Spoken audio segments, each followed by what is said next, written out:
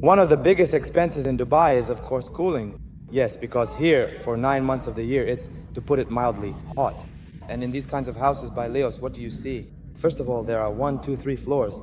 And on the top floor, we have solar panels that actually generate cooling, which allows you to save on your air conditioning. This is an innovation. Not all developers in Dubai have it yet, but it's gradually being introduced. LEOS is already building this. Very cool designs, thoughtfully planned layouts.